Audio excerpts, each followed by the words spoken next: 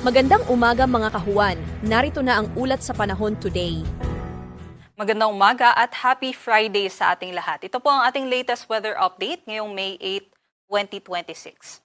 Update po muna tayo dun sa low pressure area na binabantayan natin sa loob ng ating area of responsibility.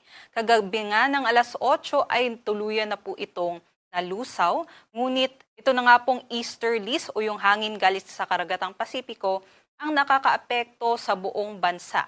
Maaari pa rin po itong magdala ng mga pag-ulan at mga kaulapan dito sa malaking bahagi ng Mindanao maging sa may Palawan ngayong araw. May binabantayan din tayo na bagyo na nasa labas pa ng ating Philippine Area of Responsibility. Itong tropical storm na may international name na Hagupit. Kanina nga ay ito'y huling namataan 1,615 kilometers sa silangan ng northeastern Mindanao. Tropical storm category pa rin at may taglay na hangin na aabot sa 75 kilometers per hour at pagbugso na aabot sa 90 kilometers per hour. Sa kasalukuyan, kumikilos po ito pa west-northwestward sa bilis na 20 kilometers per hour. Alamin po muna natin ano kaya ang mangyayari dito sa bagyong ito at paano ito makakaapekto sa ating bansa. Base po sa ating latest forecast track and intensity, itong bagyo na nasa labas ng PAR ay mapapanatili ang kanyang west-northwestward movement. At pinakamataas po na category nitong bagyo ay hanggang tropical storm category lamang. Maaari nga po itong pumasok ng ating area of responsibility bukas ng gabi o madaling araw ng linggo. At pagpasok naman po ng ating PAR, ang nakikita natin sa ngayon na ay hihina po itong bagyong ito. Tatawagin po natin sa local name na Kaloy. Ngunit pagpasok nga dito sa may Philippine Sea, maaaring maging tropical depression category na lamang po ito o posible din po dahil hindi po favorable yung conditions dito, no? Maaaring maging low pressure area na lamang po ito. Ngunit magdadala pa rin po ito ng mga pag-ulan at maaari din pong magdala ng mga kaulapan dito po sa may eastern sections ng Visayas and Southern Luzon pagsapit po ng Lunes hanggang sa Martes. Ngayong araw dito po sa Luzon area, inaasahan natin yung mainit at maalinsangang panahon sa buong Luzon.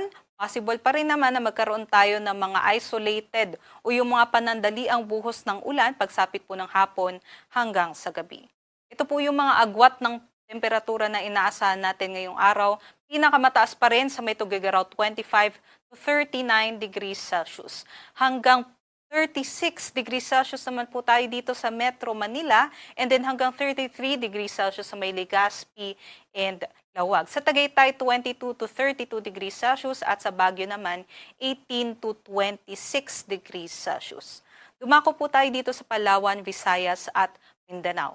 Inaasahan nga po natin dahil dito sa easterlies, maaari po makaranas ng maulap na panahon na may kalat-kalat na mga pag-ulan, pagkulog at pagkidlat yung ating mga kababayan dito sa may Palawan and also sa may Zamboanga Peninsula, Northern Mindanao, sa may Caraga and Siquijor, maging dito sa may Barm, at dito po sa may Sultan Kudarat and Sarangani, Davao Occidental, maging sa may Davao Oriental. Kaya't doble ingat pa rin po dahil posible yung mga pagbaha at pagguho ng lupa dulot dito sa katamtaman hanggang sa malalakas na mga pag-ulan.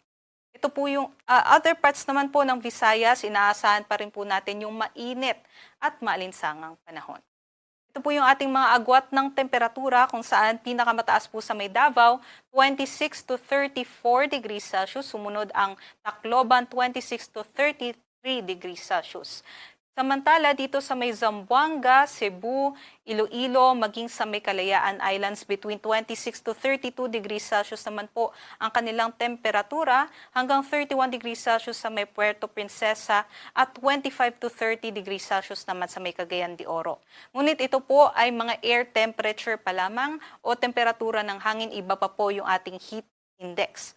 Kahapon nga po nakapagtala tayo ng hanggang 44 degrees Celsius no, na heat index sa 4 na lugar sa ating bansa. Sa may Dagupan City, Pangasinan, Batac, Ilocos Norte, Apari, Cagayan, maging sa may San Jose Occidental Mindoro. Now, itong danger level category po, remind lang natin sa ating mga kababayan, maaari po itong magdulot ng heat exhaustion, heat cramps, and in worst case scenario po ay heat stroke. Delikado po ito. Kaya inaabisuhan po natin yung ating mga kababayan na umiwas po tayo na lumabas ng ating mga kabahayan, especially between 10 a.m. to 4 p.m. And also magsuot po tayo ng light colored na mga damit at huwag pong kalimutan na uminom ng tubig throughout the day. Kahapon din sa Metro Manila, nakapagtala naman ng hanggang 41 degrees Celsius na heat index na nasa extreme caution category.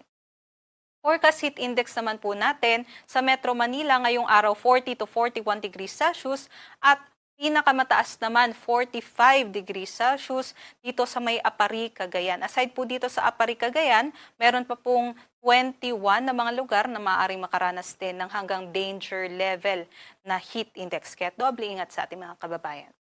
Para naman po sa kalagayan ng ating mga karagatan, wala naman po tayong gale warning na nakataas, kaya't malaya din pong makakapaglayag yung ating mga kababayan.